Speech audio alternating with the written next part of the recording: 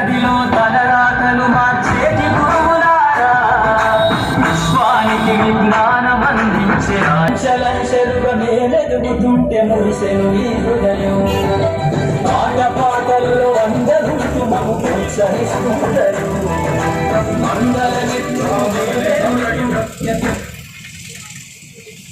దయచేసి వాడి దూరంతో అందరూ నడవాలని కోరుతున్నాను.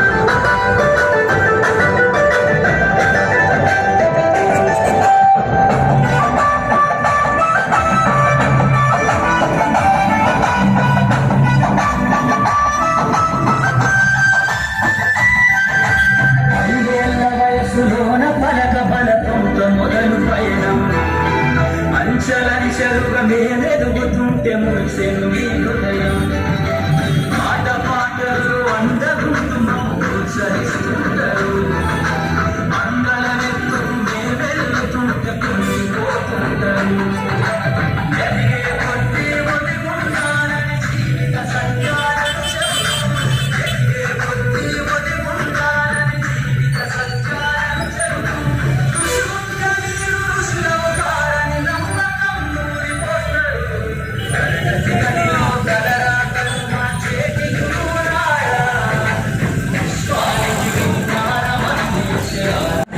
ఆది గురువులారా,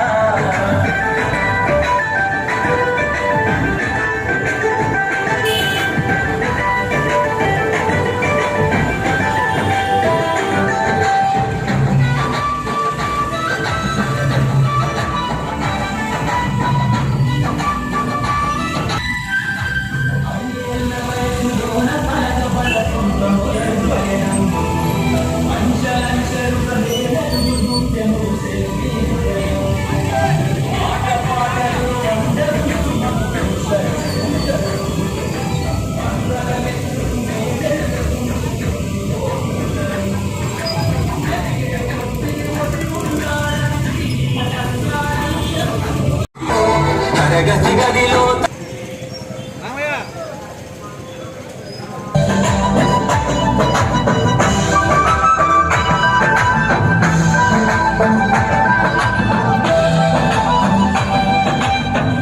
గొప్ప మేధావులను ప్రపంచానికి అందిస్తారు. డాక్టరు, కలెక్టరు, ఇంజనీర్లకు మీరే పునాదులు ద్వారా ఇబ్బందులు గురవుతున్నారు. వారు మాత్రమే వచ్చి ఇప్పుడు ఈ గాంధీ గారి విగ్రహానికి మెమరాండం సమర్పణ కార్యక్రమం జరిగింది. దయచేసి గాంధీ గారు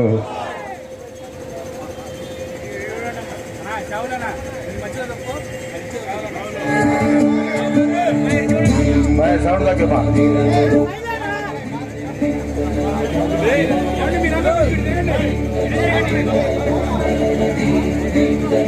ఏ విధంగా అయినా కానీ అన్ని విధాలుగా కూడా ఒక వర్గం, ఒక వర్ణం, మగ ఆడ అనే తేడాధర్మం లేకుండా, చిన్న పెద్ద అనే గౌరవం లేకుండా ఏ విధంగా అయినా కానీ రాష్ట్రాన్ని నాశనం చేసుకోవాలి అని చెప్పేసి కంకణ కట్టినటువంటి జగన్మోహన్ రెడ్డికి బుద్ధి చెప్పే విధంగా సాక్షాత్తు ఇవాళ జాతిపిత మహాత్మా గాంధీ గారికి వినతి పత్రం సమర్పించి ఈ మూర్ఖుడికి మంచి బుద్ధి ప్రసాదించుదంటే ఆ విధంగా ఆ భగవంతుడిని కోరుకుంటూ ఈనాడు ఉత్తీర్ణమైనటువంటి ఉపాధ్యాయుల నుండి నలుగురు వచ్చి మాట్లాడవలసిందిగా కోరుతున్నాం. ఎస్డిటిగా సెలెక్ట్ అయ్యాను. 2019లో డిఎడ్ కంప్లీట్ చేసుకున్నాను. అప్పటి నుంచి ఒక ప్రైవేట్ స్కూల్లో వర్క్ చేసుకుంటూ ఎప్పుడు డిఎస్సి పడిద్దా అని వెయిట్ చేస్తూ ఉన్నానండి. అలా 2020 తర్వాత ఒక టెట్ అనేది నిర్వహించారు. అదే ప్రభుత్వం అందరికీ తెలుసు, నేను ప్రభుత్వాల గురించి మాట్లాడాలనుకోవడం లేదు. ఆ తర్వాత డిఎస్సి పడిద్ది అని చెప్పి ప్రతిరోజు స్కూల్ నుంచి వచ్చిన తర్వాత కూర్చొని నేను నా చెల్లెలు ఇద్దరు కష్టపడి చదువుతూ ఉన్నాము. మాదొక మిడిల్ క్లాస్ ఫ్యామిలీ అండి. మా మదరే టైలరింగ్ చేస్తూ మమ్మల్ని చదివించారు.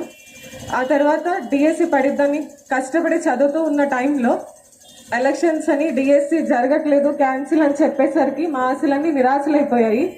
ఆ తర్వాత ఒక చిన్న హోప్గా చంద్రబాబు నాయుడు గారు ఒక మాట అన్నారు, మేము పదవిలోకి వచ్చిన తర్వాత మొదటి సంతకం డిఎస్సి మీద చేస్తాము అని అన్నారు.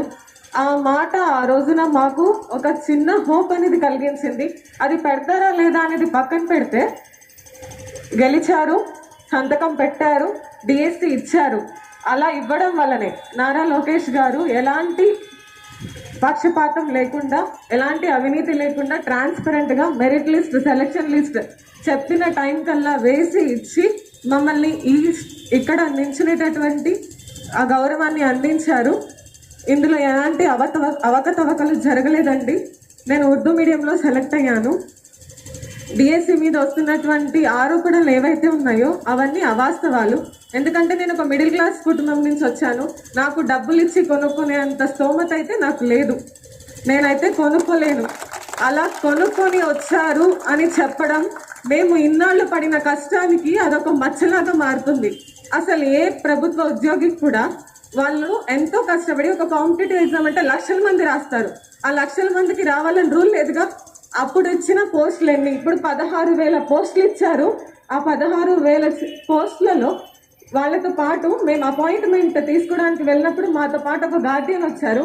మాకు ఎంత గౌరవప్రదంగా మాకు అలాట్మెంట్ ఆర్డర్స్ ఇచ్చారంటే, మేము కూర్చోబోయేటటువంటి చైర్ మీద మా నేము, మా డిజిగ్నేషన్, మాతో వచ్చిన వాళ్ళ పేరుతో సహా, అండ్ మాకు కావాల్సిన కనీస అవసరాలు ఫుడ్, వాటర్కి ఎలాంటి ఇబ్బందులు లేకుండా ఆ అలాట్మెంట్ ఆర్డర్స్ని స్వయంగా వాళ్ళే మా చేతికి ఇచ్చారు. కానీ మమ్మల్ని క్యూలో ఉంచోబెట్టి కూడా తీసుకుని ఇవ్వలేదు.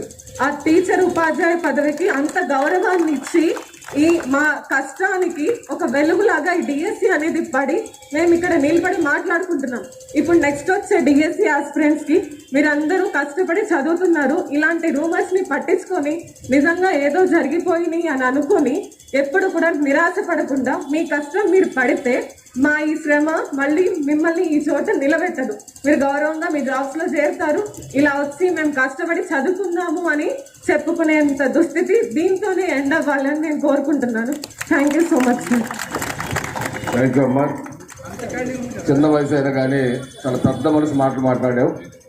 నిజంగా ఏదైతే ఈరోజు నువ్వు చెప్పిన మాటలు అందరికీ ఆదర్శంగా ఉండాలని చెప్పి మనస్ఫూర్తిగా కోరుకుంటున్నాను. ఎందుకంటే గత ప్రభుత్వంలో ఇదే జగన్మోహన్ రెడ్డి ముఖ్యమంత్రిగా ఉంటే టీచర్లని బార్ షాపుల దగ్గర, వైన్ షాపుల దగ్గర తాగుబోతుల్ని క్యూలో నిలబెట్టడానికి ప్రయత్నం చేసినటువంటి వ్యక్తి. అంతకంటే మీ గురించి గౌరవంగా ఆలోచించాలని చెప్పే సందర్భంగా మనం చేసుకుంటూ, అమ్మా మీరు రండి. అందరికీ నమస్కారం. ఉపాధ్యాయ వృత్తి కోసం పోటీ పట్టణంలో ఎంతో కష్టాలను ఎదుర్కొని ఉంటారు అందరూ కూడా. మెరిట్ లిస్ట్లో సెలెక్ట్ అయిన వాళ్ళందరికీ ఎంతో కష్టపడి, ఎన్నో సంవత్సరాల నుంచి కష్టపడి చదువుకుంటే ఈ స్థితికి చేరుకుని ఉంటారు.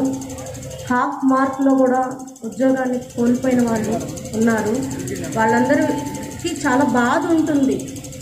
తర్వాత ప్రయత్నం చేస్తే ఖచ్చితంగా మీరు కూడా ఈ స్థానానికి చేరుకుంటారు. 2015లో నాది బీఈడీ కంప్లీట్ అయింది.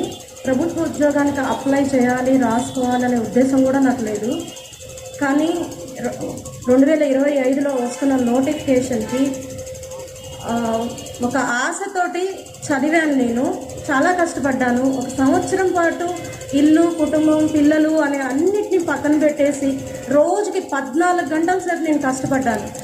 నేను హైదరాబాద్లో ఉంటూ తెలంగాణలో టీచ్ చేస్తున్నప్పటికీ కూడా ఇక్కడ కరికులం వేరే ఉంటుంది కాబట్టి ఇక్కడ వాళ్ళతో పోటీ పడాలంటే నేను ఎక్కువ కష్టపడాలి అని ప్రతిరోజు అనుకుంటూ చదువుకున్నాను. ఏడ్చిన రోజులు కూడా ఉన్నాయి. జాబ్ వస్తుందో లేదో, హాఫ్ మార్కులో జాబ్ పోగొట్టుకుంటానేమో అనే భయంతో ఏడ్చిన రోజులు, నిద్రలేని రాత్రులు కూడా ఉన్నాయి. చివరికి మెరిట్ లిస్ట్ వచ్చి మేమందరం కూడా చంద్రబాబు నాయుడు గారి ఆధ్వర్యంలో అక్కడ ఎంతో గౌరవంగా అపాయింట్మెంట్ ఆర్డర్స్ తీసుకొని ఎంతో చక్కగా మొన్న 10th పరీక్షల్లో కూడా ఎంతో మంచి మార్కులు తీసుకొచ్చాం. మా పాఠశాల నుంచి కూడా 3 పిల్లలు ట్రైబల్ వెల్ఫేర్ స్కూల్లో చదువుతున్నటువంటి 3 ఆడపిల్లలకు 500కి పైగా వచ్చినాయి. అదే కాకుండా ఇంకా ఎక్కువ మార్కులు కూడా వచ్చిన పిల్లలు చాలామంది ఉన్నారు. అంత ప్రూవ్ చేసుకున్నాక కూడా ఈ విధంగా విమర్శల్ని ఎదుర్కొంటూ ఇలా నిలబడి నిరసన ర్యాలీలో పాల్గొనడం అనేది ఎవరికి రాకూడదు. ఎంతో గౌరవంగా ఉన్నటువంటి ఉపాధ్యాయ వృత్తిలో మేము నిజాయితీగా వచ్చాము అని ఇలా నిలబడటం అనేది ఎంతో బాధగా ఉంది. కాబట్టి ఎవరైతే ఉద్యోగాన్ని కోల్పోయారో వాళ్ళు పాజిటివ్గా ఆలోచించండి. ఇలాగూ వచ్చిన వాళ్ళ మీద నిందలు వేయడం కన్నా కూడా కొంచెం కష్టపడితే మీరు కూడా నెక్స్ట్ డిఎస్సిలో జాబ్ సాధించగలుగుతారని ఆశిస్తున్నాను. Thank you. థ్యాంక్ యూ అమ్మా. నమస్కారం. మెగా డిఎస్సి దీని వెనక మా కష్టం, మా ప్రతిభ దాగుంది.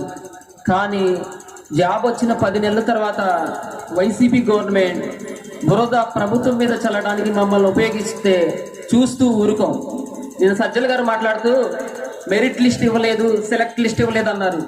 మెరిట్ లిస్ట్ మా ఫోన్లోనే డౌన్లోడ్ అయి ఉంది. సెలెక్ట్ లిస్ట్ ఉంది మేనేజ్మెంట్ వైజ్గా. Municipal corporation, municipality, local bodies, government local bodies, దేనికి దానికి సెలెక్టెడ్ లిస్టులో క్యాండిడేట్స్ నేమ్స్ ఉన్నాయి. తర్వాత ఉన్నోళ్ళు కూడా వాళ్ళ నేమ్స్ ఉన్నాయి. అందరినీ పిలిపించండి చర్చకి. మన సవిత గారు అన్నారు, మీరు అసెంబ్లీకి రండి, అసెంబ్లీకి వచ్చి చర్చ చేయండి, రోడ్ల మీద పడటం ఏంటని. మీకు నిజంగా అక్రమాలు జరిగి ఉంటే మెగా డిఎస్సీలో అసెంబ్లీకి వెళ్ళి చర్చించండి. చర్చకి రమ్మని లోకేష్ గారు కూడా ఉండవల్లిలో 200 మీటర్ల దూరంలో ఉండి జగన్ గారు హౌస్కి సవాల్ ఇచ్చినప్పుడు ఏం చేశారు? ఈ 10 నెలల్లో మమ్మల్ని రోడ్ల మీదకి రప్పించడానికి కారణం ఏంటి? అంతకుముందు ఏమైంది? ఈ మెగా డిఎస్సీలో ఓన్లీ టీడీపీ కూటమికి సంబంధించిన అభ్యర్థులే కాదు, వైసీపీ క్యాండిడేట్స్ కూడా సెలెక్ట్ అయ్యారు. మరి వాళ్ళు ఎలా వచ్చాయి? అదే కూటమి ప్రభుత్వం ఏమైనా చేయదలుచుకుంటే వైసీపీ వాళ్ళ పోస్టులు ఆపాలి కదా. మెరిట్ లిస్ట్లో సెలెక్ట్ అయిన తర్వాత కొంతమందికి SGT, TGT, PGT, school assistant పోస్టులు వచ్చాయి. అందులో వైసీపీ వాళ్ళు ఉన్నారు, టీడీపీ వాళ్ళు ఉన్నారు. మరి టీడీపీ వాళ్ళు వాళ్ళకి కావాల్సిన పోస్ట్ వాళ్ళు తీసుకోవచ్చు కదా. ఫస్ట్ ఆప్షన్స్ ఇచ్చిన ఎస్జిటి ఎందుకు తీసుకున్నారు? ఇదంతా ప్రభుత్వం మీద బురద చల్లడానికి మెగా డిఎస్సీ అనే ఒక ఆప్షన్ దొరికింది. మమ్మల్ని ఇలానే మీరు రెచ్చగొడితే 16,347 మంది ముట్టడిస్తాం. మా పరువు నష్టం చేస్తే దావా వేయడానికైనా మేము సిద్ధంగా ఉన్నాం. విజయవాడలో ధర్నాకి మేము సిద్ధంగా ఉన్నాం. ఆ తర్వాత రాష్ట్రం మొత్తమైనా చేయడానికి మేము సిద్ధంగా ఉన్నాం. ఎందుకంటే ఇది మా హక్కు. మేము ఎవరిని బతేలాడుకోవాల్సిన అవసరం లేదు. కష్టపడి వచ్చాం. మెరిట్ లిస్ట్ చెక్ చేసుకోండి, చర్చకి వెళ్ళండి. జై హింద్. నేను దీని గురించి మూడు పాయింట్స్ మాట్లాడతాను. ఫస్ట్, మాకు చదువు రాదు, సొంతానికి ఉద్యోగం ఇచ్చారన్నారు. నా టెట్ నేను 5.5 సంవత్సరాల నుంచి ప్రిపేర్ అవుతున్నాను. 2022 జగన్ గారు పెట్టిన టెట్లో 120, తర్వాత 134, తర్వాత 140 వరుసగా నా టెట్ మార్కులు పెరిగిన క్రమం. మా చదువు రాకపోతే నిజంగా మీరు అన్నట్టు సొంతలం అయితే ఈ మార్కులు మీ టెట్లు పెట్టినప్పుడు ఎట్లా వచ్చినాయి? 134 మార్కులు. అదొకటి. రెండవది, నిజంగా అక్రమం జరిగి డబ్బులు తీసుకునే విధంగా ఉంటే నేను ఫస్ట్లో నుంచి ఇప్పుడు దాకా మొత్తం పక్కన వాళ్ళ దగ్గర ఏది చిన్న పనులు చేసుకోనో లేకపోతే అసలు పనులు మానుకోనో ఎవరన్నా డబ్బులు ఇస్తే మా ఫ్రెండ్స్ అందరూ డబ్బులు ఇస్తే చదువుకున్నారు. నేను 10 లక్షలు, 20 లక్షలు, 30 లక్షలు కోట్లు పెట్టి నేను కొనగలనా? రెండో పాయింట్. మూడవది, నిజంగా అక్రమం జరిగి ఉన్నట్టే నేను పక్కా వైసీపీ వస్తే బులుగుదెత్తులు వచ్చేది, నాకు ఉద్యోగం వచ్చేదా?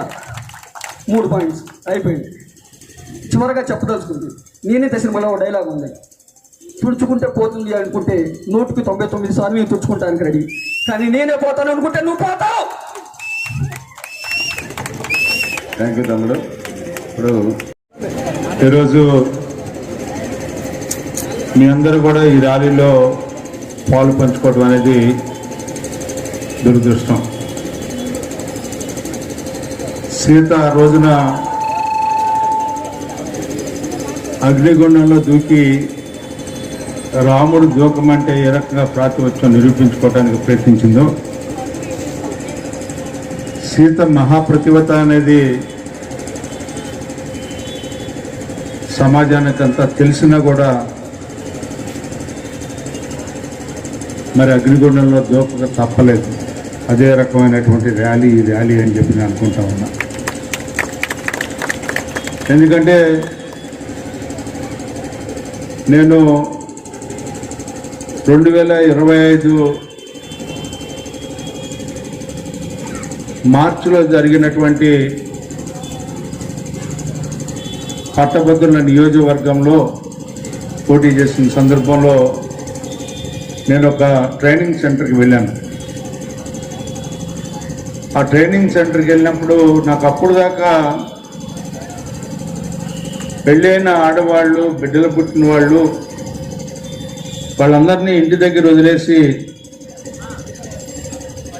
మీరు కోచింగ్ సెంటర్కి వెళ్ళి దాదాపు 6 నెలలు, 8 నెలలు, ఒకవేళ కండక్ట్ చేయకపోతే సంవత్సరం వరకు కూడా ఉన్నటువంటి వ్యక్తుల్ని చూశాను ఆ రోజున. నేను 40 సంవత్సరాల నుంచి రాజకీయాల్లో ఉన్నా కూడా మొట్టమొదటిగా డిఎస్సి ఉద్యోగం ఎలాంటి వాళ్ళు రాస్తున్నారు, ఎందుకు 44 ఏళ్ళు 42 ఏళ్ళు లిమిటేషన్ ఉంది, ఆ 42 ఏళ్ళ లోపల ఇంతమంది ఈ రకంగా పెళ్లి చేసుకొని పిల్లలు పుట్టిన తర్వాత పెద్ద అయిన తర్వాత మధ్యలో ఈ ఉద్యోగం కోసం మీరు పడే కష్టాన్ని చూసినప్పుడు నాకు అనిపించింది, ఎందుకు ప్రతిభకి పట్టం కట్టాలని చంద్రబాబు నాయుడు గారు అనుకున్నాడు అనేది. నేను అప్పుడప్పుడు మా నాయకుడితో గొడవ పడేవాడిని. కండక్టర్ ఉద్యోగానికి ఏముందండి, ఇక్కడి నుంచి మనకి 4 ఊళ్ళు అవతలకి 4 ఊళ్ళు అవతలకి కన్నం కొట్టమే కదా, పెన్సిల్ చెవిలో పెన్సిల్ తీసి అంటే నీకు మైండ్ సెట్ మారాలయ్యా అని చెప్పేవాడు. మన ద్వారా ఉద్యోగం ఇస్తే ఆ కుటుంబం అంతా మన నమ్ముకొని ఉంటుంది కదా సార్, మనకు ఓట్లు వేస్తారు కదా అని అనేవాడిని 1994లో. దాదాపు 30 ఏళ్ల క్రితం మాట నేను చెప్పింది కాదు. రాజేంద్ర ప్రసాద్ వాళ్ళ ప్రతిభకి పట్టం ఎప్పుడైతే కట్టామో అది నిజమైనటువంటి ప్రజాస్వామ్యం అని చెప్పి మా అందరి మనసుల్ని దారి మరలించి నిజమైన వాస్తవికతకి దగ్గరగా తీసుకెళ్ళినప్పుడు మిమ్మల్ని అందరినీ కూడా చూసినప్పుడు అది నిజం కదా, ఆ రకంగానే మీ ప్రతిభకి పట్టం కట్టాల్సిన బాధ్యత మా మీద ఉంది కదా, మీరు మా మీద ఉంచిన నమ్మకానికి విశ్వాసానికి మమ్మల్ని గెలిపించినందుకు మేము ప్రజాస్వామ్యాన్ని కాపాడాలి కదా అని చెప్పి నాకు అనిపించింది. మరి ఈ రోజున ఆ రకంగానే గతంలో ఎన్నో డిఎస్సీలు జరిపాం. 2 లక్షల ఉద్యోగాలు ఇచ్చిన ఘనత, టీచర్ ఉద్యోగాలు ఇచ్చిన ఘనత చంద్రబాబు నాయుడు గారు. మరి గతంలో కంటే మేము ఇచ్చిన దానికంటే కూడా ఈనాడు కూటమి నాయకత్వంలో కేవలం 148 రోజుల్లోనే పరీక్షలు నిర్వహించి ఎవరైతే అందుట్లో ఉత్తీర్ణులయ్యారో, ఎవరైతే ఎలిజిబిలిటీ వచ్చిందో, క్వాలిఫై అయ్యారో వాళ్ళందరినీ వెరిఫై చేసి ప్రాంతాల వారీగా వారికి ఉద్యోగాలు కేటాయిస్తే దాని మీద దాదాపు 250 కేసులు హైకోర్టులో దాఖలు చేస్తే మీకు ఉద్యోగాలు రాకుండా అడ్డుపడాలని చెప్పి ప్రయత్నం చేసిన ప్రతి ప్రయత్నాన్ని అడ్డుకొని మీ అందరి జీవితాల్లో ఆనందంగా జీవించాలాగా చేయాలనే ఉద్దేశంతో మీ కాళ్ళ మీద మీరు నిలబడాలి అని చెప్పి ప్రయత్నంతో మరి ఆ యొక్క కేసులన్నింటినీ కూడా గెలిచి ఎవరైతే ఈ రోజున వాళ్ళు ఆరోపణలు చేస్తూ ఉన్నారు, ఏ స్పోర్ట్స్ కోటా అయితే ఉందో ఆ స్పోర్ట్స్ కోటాలో కూడా 69 కేసులు పడినాయి. 69 కేసుల్లో కూడా మనం వాదించాం, గెలిచాం. సుప్రీంకోర్టు డైరెక్షన్ ప్రకారంగా ఏదైతే చెప్పిందో ఆ డైరెక్షన్స్ ప్రకారంగా నియామకాలు జరిగినాయి. వాళ్ళు వేశారు. మళ్ళీ ఎవరైతే శాసన మండలి సభ్యులుగా ఉన్నటువంటి చంద్రశేఖర్ రెడ్డి గారు గతంలో ఒక కేసు వేశాడు, దాన్ని కొట్టేస్తే మొన్న మళ్ళీ 10 రోజుల కింద ఒక కేసు వేశారు. కేసు వేసినప్పుడు కూడా నీకేమైనా ఆధారం ఉందా అని అడిగారు. లేకపోతే నీకు నష్టం కలిగిన వ్యక్తి ఎవరైనా నీకు రిప్రజెంట్ చేశారని అడిగారు. లేకపోతే నీకు ఏదైనా ఎక్కడైనా సరే ఏ జీవో అయినా తప్పుగా ఇచ్చారా, ఆ జీవో ఏదైనా చూపించు అని అడిగారు. ఇదంతా కాదు, నీకు ఏది తప్పు జరిగిందో నీకు సాక్ష్యం చూపించు అని చెప్పారు. ఏమీ చూపించకపోతే ఆ కేసు కూడా కొట్టేశారు. కొట్టేసిన తర్వాత వీళ్ళకి ఏం గుర్తుకొచ్చిందా అంటే, ఉద్యోగం వచ్చిన వాళ్ళు ఎంత తెలివిగల వాళ్ళు వీళ్ళంటే దీన్ని గమనించాలి మనందరం కూడా యువకులం. ఏమిటి వీళ్ళు చెప్పాలనుకుంది, ఉద్యోగం వచ్చింది 16,000 మందికి, ఉద్యోగం రాని వాళ్ళు 16 లక్షల మంది ఉన్నారు ఈ రాష్ట్రంలో, వీళ్ళని రెచ్చగొట్టాలి, 16,000 మందికి తప్పుడుగా ఉద్యోగాలు ఇచ్చారని చెప్తే ఏదో రకంగా నిప్పు రాజేస్తే ఎవరికొళ్ళకి అంటకపోతా మసి అని చెప్పి ఈ రోజున భ్రమలు సృష్టించడానికి ప్రయత్నించే ఈ యొక్క వైసీపీ పార్టీకి నాయకత్వానికి మరొకసారి బుద్ధి చెప్పాల్సిన అవసరం ఉంది. ఎందుకంటే వాళ్ళకి న్యాయం మీద నమ్మకం లేదు, లేకపోతే ఏ యొక్క నియమ నిబంధనల మీద నమ్మకం లేదు, ప్రజాస్వామ్యం మీద అసలే నమ్మకం లేదు, రాజ్యాంగాన్ని తిరగరాద్దాం అనుకున్న వాళ్ళకి రాజ్యాంగం మీద ఇంకేం నమ్మకం ఉంటుంది. ఆ రకంగా ఈ రోజున వాళ్ళు మాట్లాడే మాటలు కానీ వాళ్ళు నడిచే నడత కానీ ఎక్కడో పేపర్లు లీక్ అయితే ఆ లీక్ జరిగిన చోట దానికి సంబంధించినటువంటి మంత్రిని రాజీనామా చేయమని చెప్పి ఈనాడు జంజీ ప్రయత్నం చేస్తే ఈ యొక్క భారతదేశ వ్యాప్తంగా ఆయన రాజీనామా చేశారు. దానికి దీనికి ఏమైనా ఉందా? మోకాళ్ళకి బోడిగుండికి ముడేయాలని ప్రయత్నించే వైసీపీ వాళ్ళ యొక్క విధానం మీరు ఒకసారి గమనించాలి. ఈ రోజున వీళ్ళు ఎండుటాకుల మీద నడుస్తూ మేము చప్పుడు చేయట్లేదని చెప్పి అనుకుంటా ఉన్నారు. మీ బతుకు అందరికీ తెలుసు. మీ నాయన ఉన్నప్పుడే మీరు చేసినటువంటి కారుణ్య నియామకాల్లో మనిషి చనిపోకుండానే చనిపోయినట్టుగా చూపించి లక్షల రూపాయలు తీసుకొని నియామకాలు చేసినటువంటి నాయకత్వం మీది. పేపర్లు మీరే మార్చి రకరకాలుగా మీ అందరికీ తెలిసి ఈ రోజున గ్రూప్ 1లో కానీ గ్రూప్ 2లో కానీ పాస్ అయినటువంటి ఉద్యోగస్తులు ఈ రోజున ఎక్కడున్నారు? ఈరోజు సక్రమంగా పాస్ అయిన వాళ్ళు కూడా మీరు ఎక్కడో 1, 2 తప్పులు చేయటం వల్ల ఈ రోజున కోర్టు వాళ్ళకి వ్యతిరేకంగా ఈ రోజున ఆర్డర్ పాస్ చేసినటువంటి విధానం. ఎంతమంది అధికారులు మీ వల్ల ఈ రోజున ఐఏఎస్ ఐపీఎస్ అధికారులు ఈ రోజున జైల్లో ఉన్నారు మీరు చేసినటువంటి తప్పుడు పనుల వల్ల, అవినీతి పనుల వల్ల.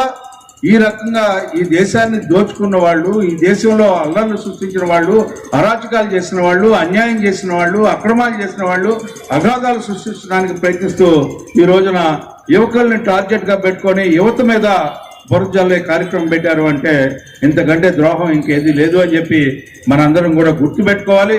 ఈ రోజున నిజాయితీని కూడా మనం ఒక్కసారి నిరూపించుకోవాల్సిన అవసరం వస్తుంది. ఎందుకంటే ఈ రోజున వాన చుక్క నేల మీద పడితే ఇక్కడ పడితే ఎటో పోతా ఉంటుంది, మట్టిలో పడితే మట్టిలో ఇంకిపోతూ ఉంటుంది, సముద్రంలో పడితే ఉప్పు నీరుగా మారుతూ ఉంటుంది, అదే ముత్యం చెప్పులో పడితే ముత్యంగా మారింది. ఆ రకంగా వాస్తవాన్ని మనం తెలియజెప్పుకోవాల్సినటువంటి బాధ్యత, తప్పు చేయకపోయినా కూడా ఈరోజు మన బాధ్యత ఉంది. మనం తప్పు చేయలేదు, తప్పు జరగలేదు, తప్పు చేయదు అనే భావాన్ని ప్రతి ఒక్కరికి ఒక గొంతు అయినా సరే 10 గొంతులకి తెలియజెప్పాల్సినటువంటి బాధ్యత మనందరి మీద ఉంది. ఇవాళ 16,000 మంది ఉద్యోగాలు వచ్చినాయో, ఇవాళ 16 లక్షల మంది యువతకి ఉద్యోగాలు ఇస్తామని చెప్పి ఏ రకంగా 20 లక్షల ఉద్యోగాలు ఇచ్చే హామీ ఇస్తున్నాం, దాన్ని ఖచ్చితంగా అమలు చేసే నాయకత్వం ఈ రోజున కుటుంబ నాయకత్వం అని చెప్పి ఆనాటి వరకు కూడా మీ గొంతు పూడిపోకూడదు.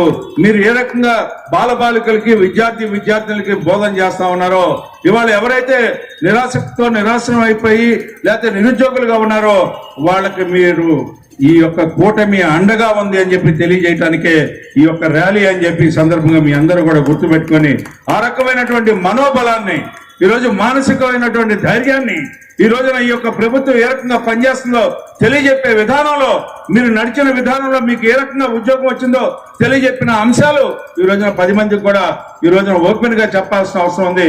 ఇది నీ కుటుంబానికో లేకపోతే నీకో లేకపోతే నీ బిడ్డలకో సంబంధించిన అంశం కాదు. ఈ రోజున ఎంతో ధైర్యంగా ఎంతో కష్టంతో ఈ రోజున శ్రమతో తీసుకొచ్చుకున్నటువంటి ఉద్యోగం అని చెప్పి ఈ రోజున మనసు విప్పి మాట్లాడిన మీ అందరికీ కూడా నా హృదయపూర్వకమైనటువంటి ధన్యవాదాలు తెలుపుకుంటూ మీ దగ్గర సెలవు తీసుకుంటా ఉన్నాను.